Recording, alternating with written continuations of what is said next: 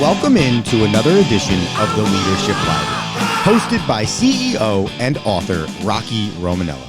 Rocky is the author of the book Tighten the Lug Nuts, The Principles of Balanced Leadership, and has over 40 years of business experience as a prominent member of the UPS Supply Chain Solutions team, as well as the CEO of Unitech Global Services. So sit back, grab your notebook, and take a seat, and get ready for this edition of the Leadership Library.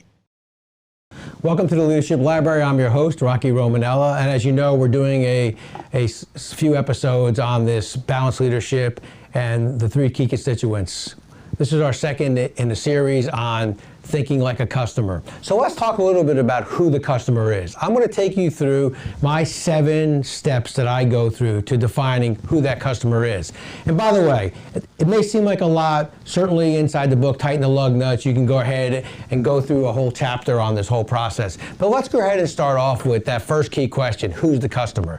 Now, I know when I ask that question in strategy sessions, people kind of look at you funny, like, yeah, we know who our customer is, or we're paying you all this money to lead a strategy session, and you're asking me who my customer is. But at the end of the day, that's probably the most important question. So let's take you through that. Who is the customer? Let me give you a quick example. I'm doing a strategy session and building a supply chain for a healthcare company. I ask that question: who's the customer? Everybody kind of looks at you nervously, and I'm, no, let's discuss who the customer is. Well, you have a third of the people in that room at a very senior level describing the doctors as their customer. The second group of people decide, no, it's the supply chain, it's the distribution network, it's the CVS, it's the Walgreens. The other third says, no, isn't it the patient? So first you have to describe or decide who the customer is. Now in this case it was the patient, because as you know, today in the healthcare world, they do go direct to patients. So now we're building a supply chain that takes you direct to patients. Very important first step. Second question: what are you solving for? Well, think about it. Now that we know we're solving for direct to patients, that changes a lot of the dynamics. And as you'll know, it'll change your metrics down the road. So the second question is, what are we solving for? In this case, direct to consumer. Number 3 is, what won't you compromise? What are the things that you won't compromise as you take on either this new product, new strategy, or a new supply chain in this example? Well, we won't compromise safety. We'll make sure we follow all the rules and regulations. We won't compromise on the e-pedigree laws. All those kinds of things. You have to clearly describe what are the things you won't compromise. Number 4, what's your boundaries? What are the things that you won't do? For us, for example, is we'll do returns on products, but we won't sterilize the products. And so that's what's so important, understanding your boundaries. As you know, customers will move you in a lot of different directions. And as you know, we always hear that term, oh, it's a near neighbor. Well, if you're not careful, you're out of the neighborhood, you're out of the state. So you want to stay close to what your competencies are and what you're good at. So what are your boundaries?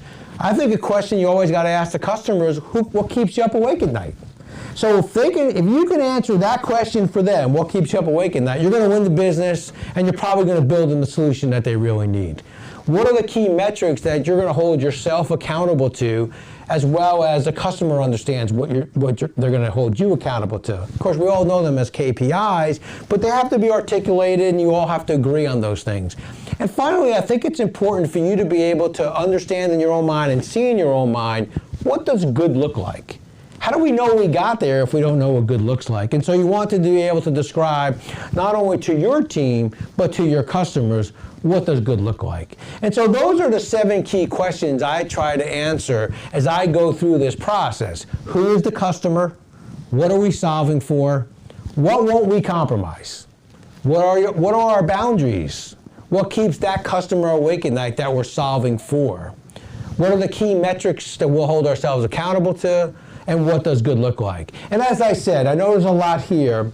This is all in the book, Tighten the Lug Nuts. You can check it, check a chapter out on this, and I think it'll bring a little bit more clarity, and it can also give you some better, some deeper, wider examples. But for today, thank you for being at the Leadership Library, and hopefully this is a process that'll help you understand who is the customer that I'm trying to think like.